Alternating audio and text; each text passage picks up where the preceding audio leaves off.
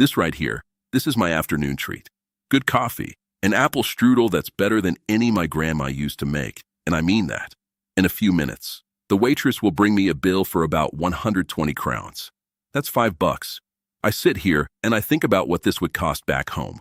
Back in Michigan, a simple pleasure like this, in a place this beautiful, would be a $15 indulgence. At least. A special occasion. Here it's just Tuesday. But it's not really about the money. Not just the money, anyway. It's about this feeling. This quiet. The sunlight coming through these tall, old windows. It's the opposite of everything I knew for more than 60 years. My entire monthly budget to live here, in Prague, one of the most beautiful cities in the world, is $1,600. And that's not just for rent. That covers my apartment, all my groceries, my transport pass for the whole city, my utilities, everything. That single number, $1,600, is less than what I used to pay just in property taxes and utility bills back in Flint. Think about that for a second. I came here with a very simple plan, to save money, to protect my nest egg. It was a practical decision, made on a spreadsheet. But what I actually found was a new life. A life I didn't even know I was missing. And to understand how a retired factory supervisor from Flint, Michigan, ended up in a classic European cafe without a single financial worry, well, we have to go back to the beginning. Back to a quiet house and a life that had become way too small. For 42 years, my life ran on a schedule. The alarm went off at 4:45 a.m. The shift at the GM parts plant started at 6 o'clock. I was a senior production supervisor, and my job was to make sure everything ran like a Swiss watch. I took pride in it. Real pride. We had processes for everything. If a machine went down, you didn't just kick it. You had a checklist. You followed the steps. You solved the problem. That was my world. It was a good world. It gave me a good life, a life I built with my wife, Sandra, in our small house on the north side of Flint. We bought that house when we were 25, raised 2 kids in it. Every corner held a memory. Sandra's garden in the back, the pencil marks on the door frame tracking how tall the kids were getting. For 40 years, that house was filled with noise and life. Then, 3 years ago, the noise stopped. Sandra passed away after a long fight with cancer, and the house just went quiet. The kids have their own lives now, one in Arizona, one in Florida, with families of their own.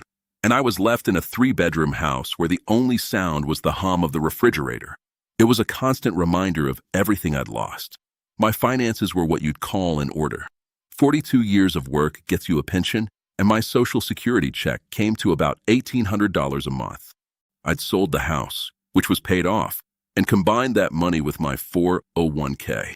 All told, I had a nest egg of $500,000. My plan was simple, the kind of plan a supervisor would make.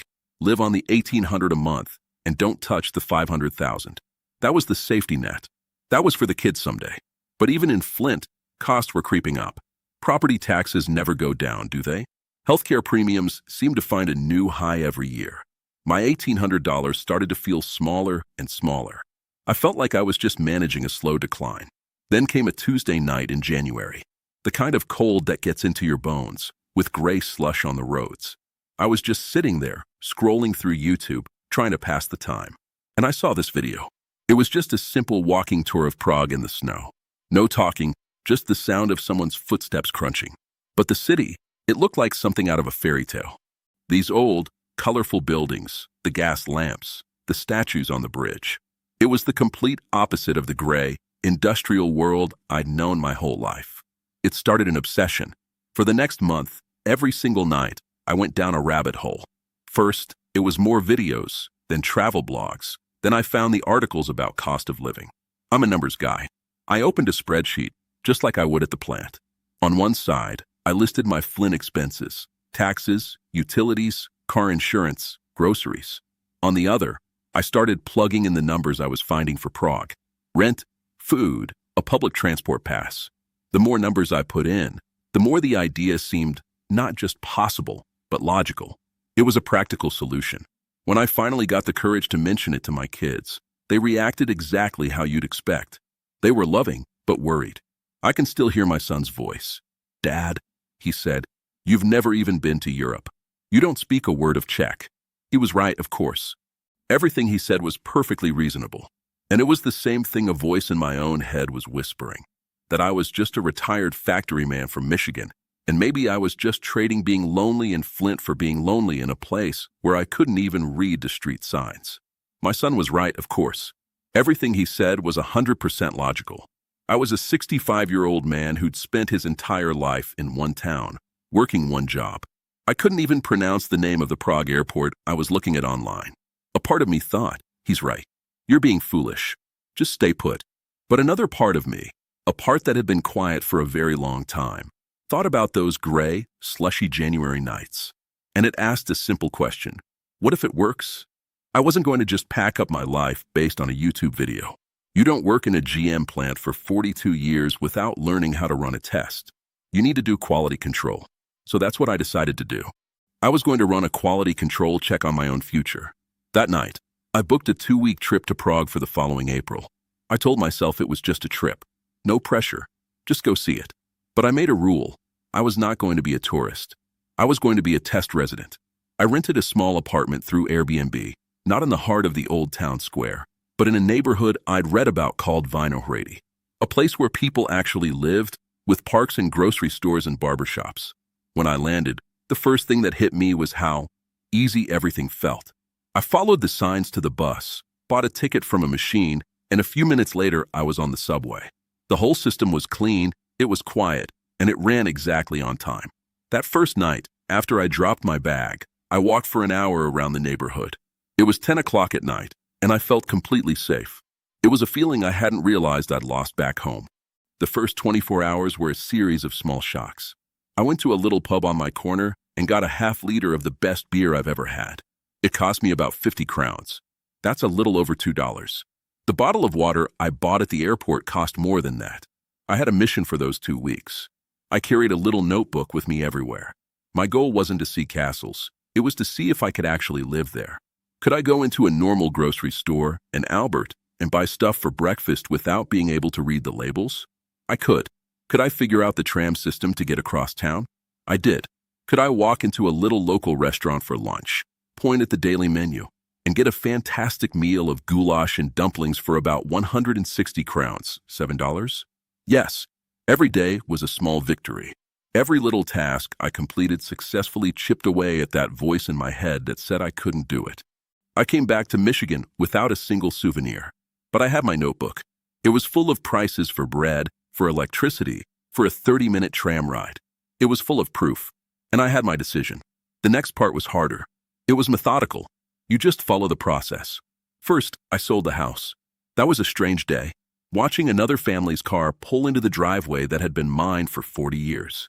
I put a few boxes of photos and Sandra's old gardening tools into a small storage unit. Everything else, decades of life, I sold or gave away.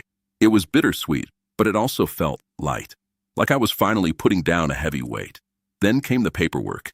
For the Czech Republic, there's a common way for retirees to get a long-term visa through something called a živno, which is basically a trade license. It sounded complicated, but it was just a series of steps. You get your documents together, you show you have enough money to support yourself, and you make an appointment. I had to drive down to the Czech consulate in Chicago for the final interview. I felt like I was back in the supervisor's office, presenting a plan. A few weeks later, an email arrived. I was approved. A year ago, I landed in Prague for the second time. This time, I had 2 large suitcases, and that was it. My whole life was in those 2 bags. I'd booked a temporary place for a month, and my entire focus was on finding an apartment. I found a great 1-bedroom. They call it a 2+KK here, in a modern building, still in Vinohrady. It's got a small balcony, a great kitchen, and big windows. The rent still amazes me. It's 18,000 crowns a month. That comes out to about $780. Back in Flint, my property taxes and utilities alone cost more than my rent here. I pulled out my old spreadsheet, the one I'd made on that cold January night. But now, it wasn't filled with estimates. It was filled with real numbers. $780 for rent.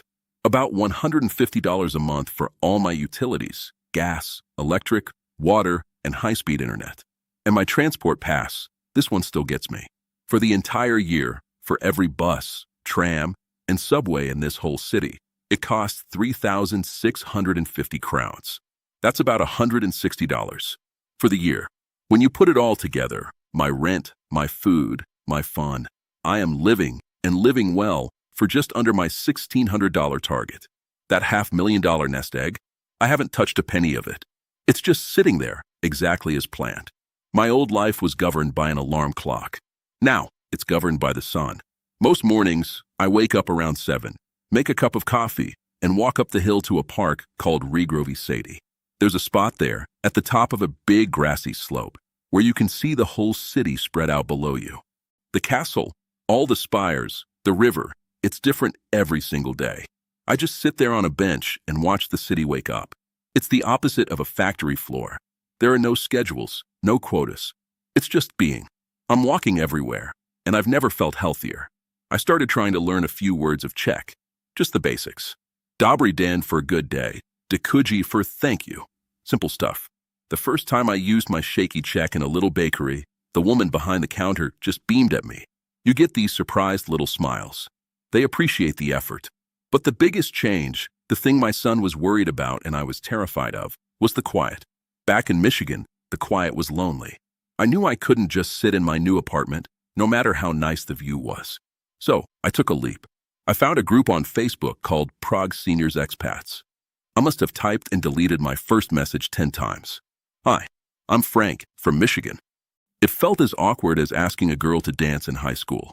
My first coffee meetup was a bit stiff. A handful of us, a guy from the UK, a couple from Canada, just kind of sizing each other up. But now, we meet up a few times a week. We talk about our old lives, sure, but mostly we talk about this one. We're not just expats anymore. We're friends. On Saturdays, I walk down to the farmer's market at a place called Jiryho Podbrad. I buy my vegetables right from the person who grew them. I don't always know what everything is, but I point, I smile, and I end up with something fresh for dinner. This life isn't just about saving money anymore. It's about what that security buys you. It buys you freedom. Last month, on a whim, I got on a train at the main station. 2 hours later, I was in Dresden, Germany.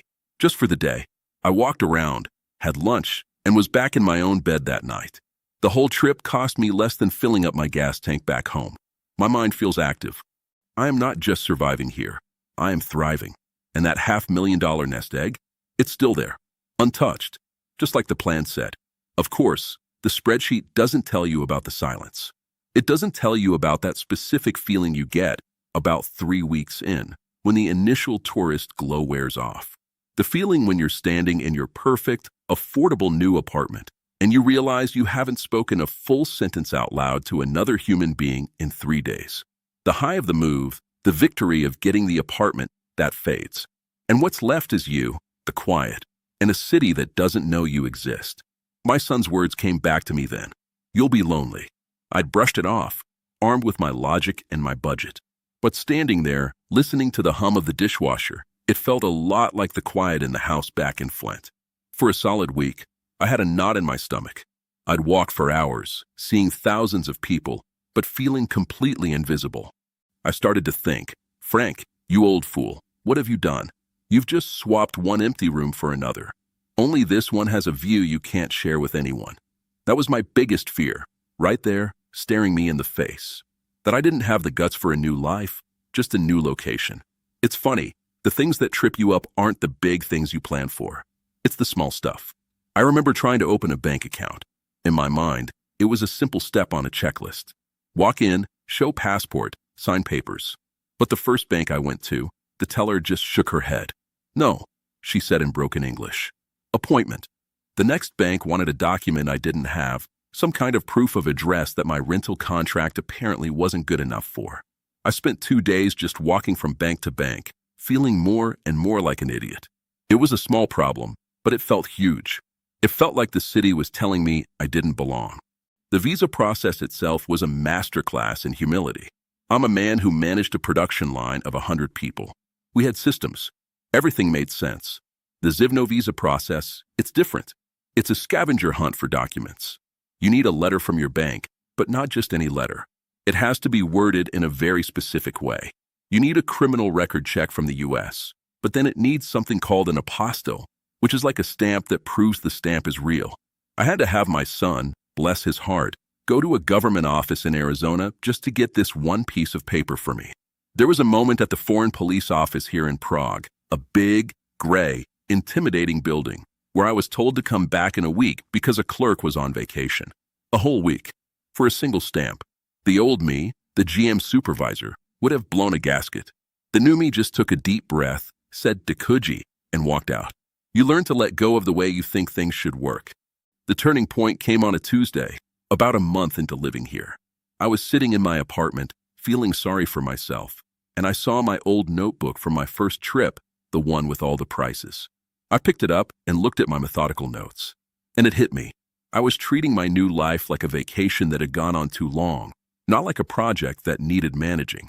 Back at the plant, if a line went down, you didn't just stand there staring at it. You identified the problem. You made a plan, and you executed the plan. The problem wasn't the bank. The problem wasn't the language. The problem was the silence. The problem was me. I was waiting for a community to just happen to me. So, I opened my laptop and wrote a new checklist. Item 1, find one person to talk to. It was that simple. That's when I found the Facebook group, Prague Seniors Expats. It took me an hour to write 3 sentences. Hi, I'm Frank, a retired auto worker from Michigan. I'm new here. I like coffee. I hit post before I could lose my nerve. My heart was pounding like I'd just run a marathon. It was more frightening than getting on the plane. But an hour later, a little notification popped up. A guy named Arthur from London wrote back, "Welcome, Frank. A few of us are grabbing a coffee tomorrow morning if you're up for it." It was a simple invitation, but it felt like a lifeline. That meeting with Arthur was the turning point. It wasn't a sudden fix. It was a start. A coffee turned into a weekly walk. Our little group of 2 became 3 and 5. We're a strange little crew, a retired teacher from Bristol, a software guy from California, a couple who owned a bookshop in Toronto. We don't have much in common, except the most important thing. We all took a leap. We all ended up here. The quiet in my apartment isn't lonely anymore. It's peaceful, because I know that tomorrow morning, I'm meeting Arthur for a walk. I know that on Friday, we're all going to try a new restaurant someone found. The silence is a choice now, not a sentence. My biggest fear wasn't moving to a country where I didn't know the language. My biggest fear was sitting in that quiet house in Flint for another 20 years, just waiting for the end. That was the real risk. Not the flight, not the visa. The real risk was doing nothing. The hardest part of this whole journey wasn't the paperwork. It wasn't the flight. It wasn't figuring out the trams. The hardest part was giving myself permission to start a new chapter, to believe that the story wasn't over. So if you're out there, sitting in a quiet room, feeling like your story is already written, listen to me. Your Prague might be in Mexico or Thailand, or maybe it's just a smaller, more affordable town in your own state. It doesn't matter where it is. But the first step, the very first step, is the same for everyone. Open a spreadsheet. Put in the numbers. Book a 2-week trip. Not a vacation. A test. See it for yourself. You owe it to yourself to see what's on the other side of that fear. If a retired factory man from Flint, Michigan, can do it, you can too. And so here I am, walking across the Charles Bridge as the sun comes up before the crowds get here. The only sound is the water and the birds. Back in Michigan, my retirement plan was to protect my money. Here, in Prague, my $500,000 is still sitting there, untouched, earning interest. My monthly Social Security check of $1,800 is more than enough. My budget is $1,600 a month, and most months, I don't even hit that. The plan worked. The spreadsheet was right, but the spreadsheet never tells you about this. It doesn't tell you about the feeling of the cold stone of a 600-year-old bridge under your feet, or the way the sky turns gold over 1,000 spires. My biggest fear wasn't moving to a country where I didn't know the language. My biggest fear was sitting in that quiet house in Flint for another 20 years, just waiting for the end. That was the real risk. Not the flight, not the visa. The real risk was doing nothing. The hardest part of this whole journey wasn't the paperwork. It wasn't the flight. It wasn't figuring out the trams. The hardest part was giving myself permission to start a new chapter, to believe that the story wasn't over. So if you're out there, sitting in a quiet room, feeling like your story is already written, listen to me. Your Prague might be in Mexico or Thailand, or maybe it's just a smaller, more affordable town in your own state. It doesn't matter where it is. But the first step, the very first step, is the same for everyone. Open a spreadsheet. put in the numbers. Book a 2-week trip, not a vacation, a test. See it for yourself. You owe it to yourself to see what's on the other side of that fear. If a retired factory man from Flint, Michigan, can do it, you can too.